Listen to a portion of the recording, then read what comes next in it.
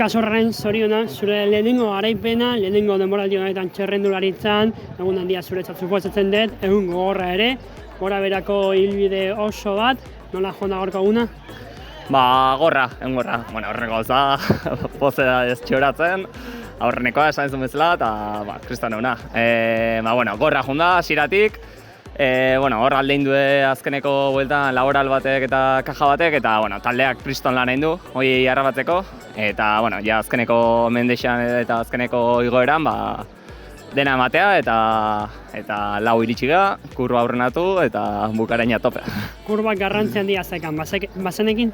Bai. Gainaz aurreko astean kurban atein itzan eta behasainen eta gaur ondo bidatu eta azkeneko kurba ikusiet kurbatik metaino oso metro gutxitzo dela eta banekin kurban aurrena sartu hartzala. Orduan sprint egin dut kurba baino lehen eta aurrena sartu naiz eta goraino tope. Eguraldiak zer esan handia izan du gaurkoan, gora bera, gogorra ingo zitzaizuen hanketan, ez? Bai, ematezun kristona otako zula hasieratik, baina aguantatu eta esan ditu bezala, gorra. Guztia tope eta gorra jonda, baina oso pozik. Eskerrik asko eta zorionak. Bai, zuri, eskerrik asko.